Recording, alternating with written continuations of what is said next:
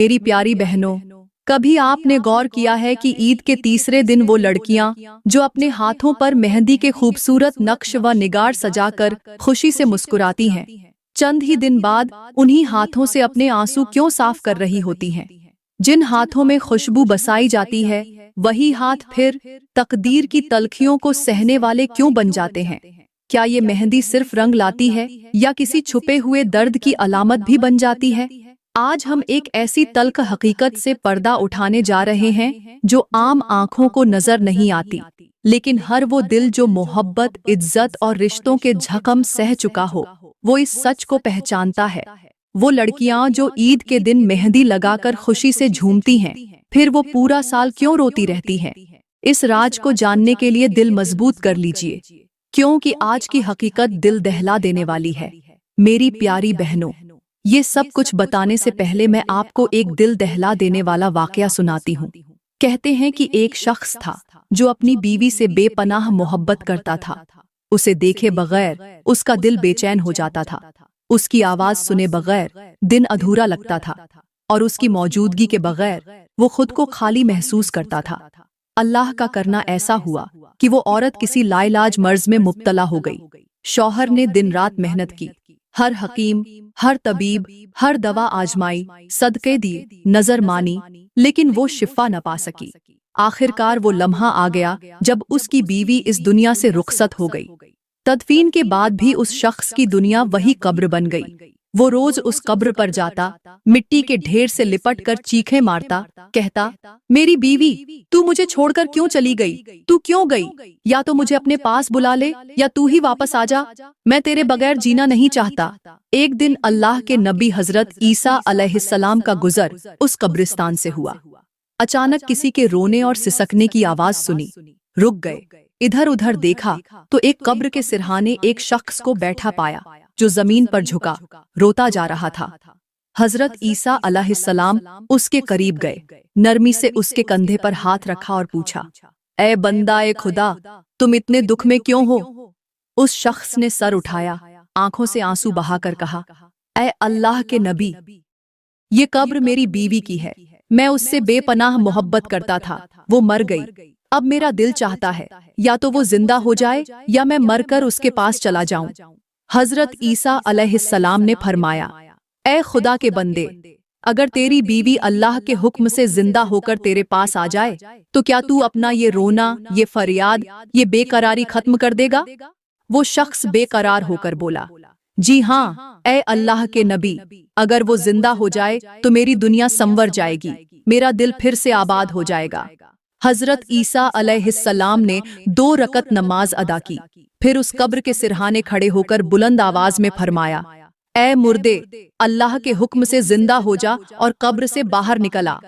उनके अल्फाज जैसे ही मुकम्मल हुए, जमीन कांपी, कब्र फटी और अंदर से एक औरत बाल बिखेरे, गुबार में लिपटी हुई, चीखती हुई बाहर निकली। उसके हाथों पर आग भड़क रही थी और उन्हीं हाथों के साथ सांप लिपटे हुए थे जो उसे काट रहे थे, जैसे वो गोश्त चबा रहे हों। उसका शौहर ये मंजर देखकर पीछे हट गया, दिल दहल गया और चीख निकली। मगर हजरत ईसा अलैहिस्सलाम ने उस औरत से पूछा, ए औरत, ये तुम्हारे हाथों को सांप क्यों काट रहे हैं? ये आग क्यों लगी हुई है? औरत के आंसू बहने लगे। वो कांपती हुई आवाज में बोली, ए अल्लाह के नबी, मैंने दुनिया में एक ऐसा गुनाह किया था जिसकी सजा ये हाथ आज भुगत रहे हैं। हजरत ईसा अलैहिस्सलाम ने पूछा, कौन सा गुनाह?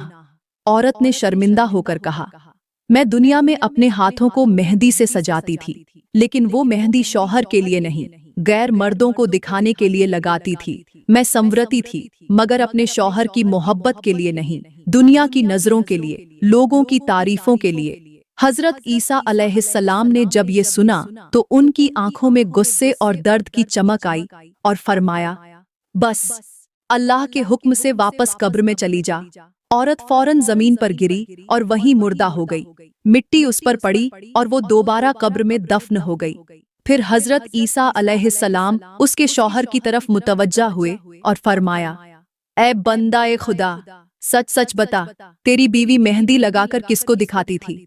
वो शख्स सर झुकाकर लरजती आवाज में बोला, ए अल्लाह के नबी, रब गवाह है, मेरी बीवी मेरे लिए नहीं संवरती थी। वो दूसरों को दिखाने के लिए मेहंदी लगाती। वो खुद को मेरे लिए नहीं, गैरों की निगाहों के लिए सजाती थी।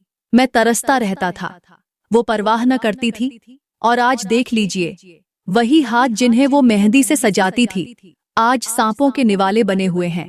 तो मेरी प्यारी बहनों, जब हजरत ईसा अलैहिस्सलाम ने ये दर्दनाक मंजर देखा तो दिल भर आया, आंखों में रक्कत तारी हो गई और आसमान की तरफ निगाह उठाकर फरमाया, बेशक वो औरत जो खुद को गैरों के लिए सजाती है, अपने जिस्म को दिखावे के लिए बनाती है, वो अपने अंजाम को खुद दावत देती है। जो अर्जे गैर महरमों के लिए मेहंदी रचाती है, चूड़ियां पहनती है, लबों पर मसनूई मुस्कुराहटें सजाती है, बालों में खुशबू रचाती है और जिस्म पर ऐसा लिबास चढ़ाती है जो आंखों को दावत ए नजारा दे, वो दुनिया में भी जलील व ख्वार होती है और आखिरत में भी दर्दनाक अजाब की मुस्तहिक बनती है। क्योंकि वो मोहब्बत जिसमें शौहर का हक न हो, वो सिंगार जिसमें हलाल का हिस्सा न हो, वो जिस्म जिसे गैर महरमों के लिए सजाया जाए, वो बदन जिस पर निगाहें चमकें, वो चाल जो बेहयाई में ढल जाए, वो हंसी जो हया को रौंद दे, वो सब चीजें कयामत के दिन ऐसे गुनाह बन जाएंगी कि न जबान माफी मांग पाएगी, न आंखें नीचे हो सकेंगी और न जिस्म उनका बोझ बर्दाश्त कर पाएगा। तो मेरी प्यारी बहनों, आपने सुन लिया होगा कि अंजाम क्या होता है उस लड़की का जो मेहंदी लगाकर, चूड़ियां पहनकर और लिबास झेप तन करके गैर महरमों के सामने जलवागर होती है। आज हमारी बेटियां, बहनें और माएं ईद जैसे मुकद्दस दिन को भी बेहयाई का बाजार बना चुकी हैं। सोशल मीडिया पर टिकटॉक की वीडियोस में चेहरे पर हंसी, हाथों में मेहंदी, कानों में झुमके, जबान पर म्यूजिक, जिस्म पर ऐसा लिबास जिसमें हया शर्मा जाए और साथ किसी गैर महरम मर्द के साथ सेल्फी या कभी होटलों के कोनों में छुपकर गुनाह का खेल।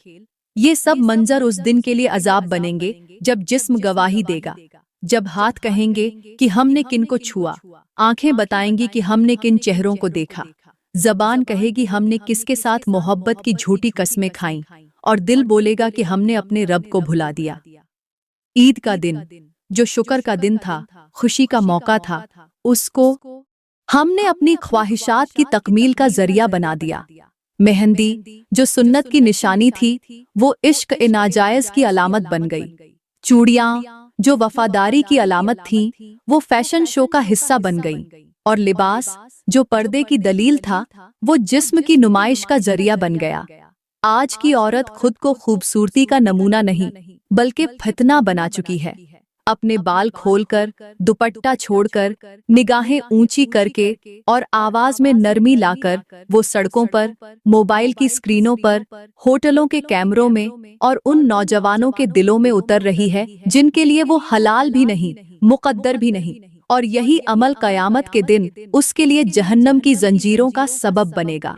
वो सांप जो उसके हाथों को खा रहे थे, वो सिर्फ कब्रों में नहीं, वो हमारे आमाल में पल रहे हैं। हमारी हर टिकटॉक वीडियो, हर इंस्टाग्राम स्टोरी, हर फेसबुक पोस्ट, हर बेपर्दा तस्वीर, हर चमकती हुई हंसी, हर म्यूजिक पर थिरकती हुई उंगली, हर जज्बाती कैप्शन, हर मसनूई मुस्कुराहट, ये सब वो सांप हैं जो कब्र के अंदर हमारे जिस्मों को नोचेंगे।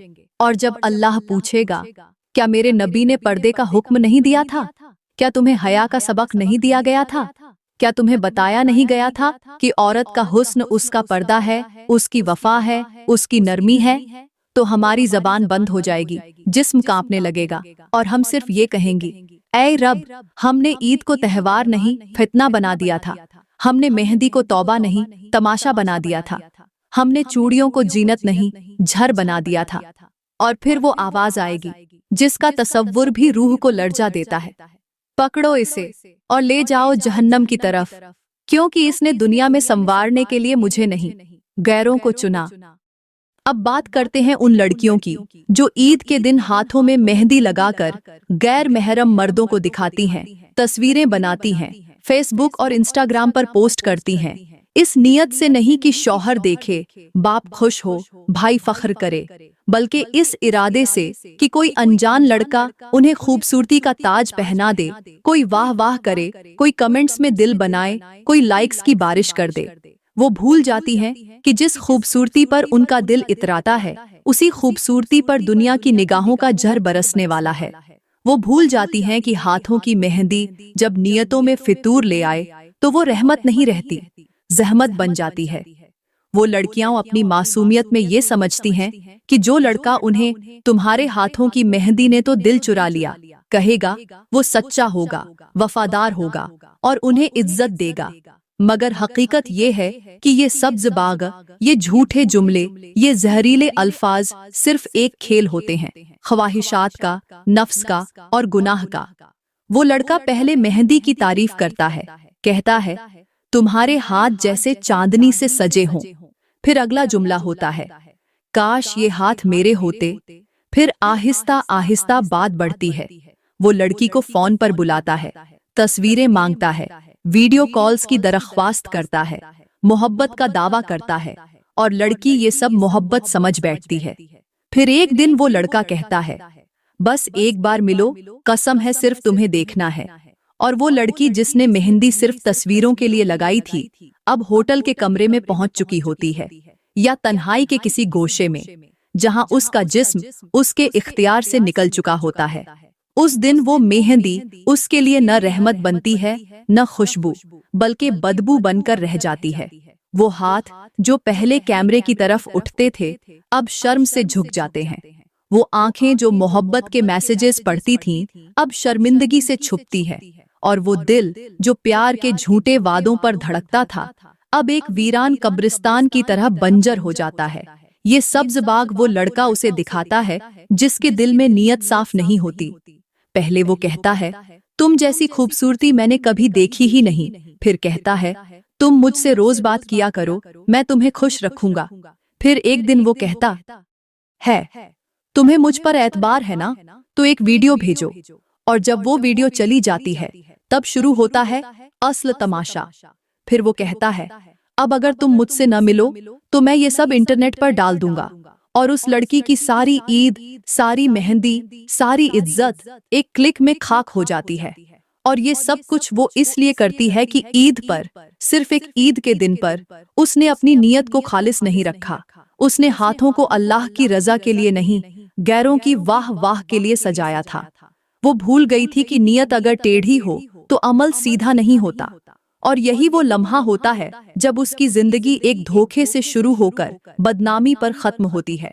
वो लड़की जो पहले खुद को ईद की शहजादी समझती थी, अब बाजारों में, सोशल मीडिया पर या बिस्तर पर रुलती है। वो लड़की जो मेहंदी लगाकर गैर मर्दों को दिखाती थी, अब हाथों पर पछतावे का जख्म लिए फिर रही होती है। वो हंसी जो चूड़ियों की खनक के साथ थी, अब सिसकियों में बदल चुकी होती है। वो तस्वीरें जो फेसबुक की ज़ीनत बनी थीं, अब किसी और के मोबाइल में ब्लैकमेलिंग का हथियार होती है। वो दुआएं जो माँ बाप ने उसके लिए मांगी थीं, अब उन्हें खुद उसके लिए कुफ्फारा अदा करना पड़ता है। तो मेरी प्यारी बहनों, ये सब्ज बाग सिर्फ इब्तिदा है। ये वो राह है जिसकी कोई रोशनी नहीं, कोई मंजिल नहीं, सिर्फ गुनाह है, रुसवाई है और आखिरकार कब्र में वही अजाब जिसका जिक्र हजरत ईसा अलैहिस्सलाम ने फरमाया था। वही सांप जो हाथों को नोचते हैं, वही आग जो मेहंदी को जलाकर राख कर देती है, और वही पुकार जो कब्र में दब जाती है कि काश मैंने मेहंदी सिर्फ अपने शौहर के लिए लगाई होती, काश मैंने अपनी तस्वीर सिर्फ अपने रब की रजा के लिए छुपाई होती, काश मैंने ईद के दिन को गुनाह का जरिया न बनाया होता। खास तौर पर ईद के दिनों में, जब खुशी, इबादत और शुक्र का दिन होता है, जब अल्लाह का दर खुला होता है, जब कुर्बानी के जानवरों की गर्दनें अल्लाह की रजा के लिए झुकी होती हैं, तब कुछ औरतें अपने जिस्मों को ऐसे सजाकर, ऐसे चमकाकर, ऐसे पेश करती हैं जैसे ये दिन अल्लाह की बंदगी का नहीं, दुनिया की नुमाइश का दिन हो। कुछ औरतें नाखूनों पर नेल पॉलिश लगाती हैं जो हराम अज्जा से बनी होती है, और जब वो पॉलिश लगी रहती है तो वुजू मुकम्मल नहीं होता, और जब वुजू मुकम्मल नहीं होता तो नमाज भी कबूल नहीं होती। इसका मतलब ये हुआ कि जो औरत 5 वक्त नमाज भी पढ़ रही है, अगर उसने पॉलिश हटाए बगैर वुजू किया है तो उसकी नमाज जमीन से उठती ही नहीं। वो सजदे कर रही है, लेकिन वो सजदे रब तक नहीं जा रहे। वो दुआएं मांग रही है, लेकिन वो दुआएं आसमान से वापस आ रही हैं। और वो औरत जो लिपस्टिक लगाकर, चेहरे पर रंग चढ़ाकर, बालों में खुशबू रचाकर और ऐसा तंग लिबास पहनकर घर से निकलती है जिससे जिस्म की नुमाइश हो, वो जान ले कि वो हर उस गैर महरम मर्द के लिए गुनाह का जरिया बन रही है जिसकी निगाह उस पर पड़ती है। और जो औरत अपने जिस्म को दुनिया के लिए सजाती है, वो अपनी आखिबत को आग में बदल रही होती है। मेरे नबी ने फरमाया है, जो औरत अपने शौहर के लिए संवरती है, वो अल्लाह के करीब हो जाती है, और जो औरत गैरों के लिए खुद को सजाती है, वो अल्लाह से दूर हो जाती है। अल्लाह का फरमान है कि औरत अपनी जीनत को छुपाए, मगर आज हमारी बहनें ईद के दिन फैशन के नाम पर अपना चेहरा, अपने हाथ, अपनी जुल्फ, अपने होंठ सब कुछ दुनिया के सामने रख देती है। मेहंदी हाथों में लगती है, मगर नियत होती है इंस्टाग्राम की तस्वीर, लिपस्टिक होंठों पर लगती है, मगर नियत होती है टिकटॉक की वीडियो, नेल पॉलिश नाखूनों पर चमकती है, मगर नियत होती है दोस्तों की वाह वाह। और जब नियत में रब न हो तो अमल में बरकत नहीं होती। यही वजह है कि वो लड़की जो ईद के दिन सबके सामने खुद को दिखाती है, वही लड़की सारा साल रोती है। जिसके लिए लोग कहते हैं कितनी खूबसूरत है, वही लड़की बाद में कहती है मेरी जिंदगी बर्बाद हो गई, क्योंकि वो ईद का दिन रब के लिए नहीं, नफ्स के लिए गुजारती है। उसका लिबास उसे इज्जत नहीं देता, बल्कि रुसवाई देता है।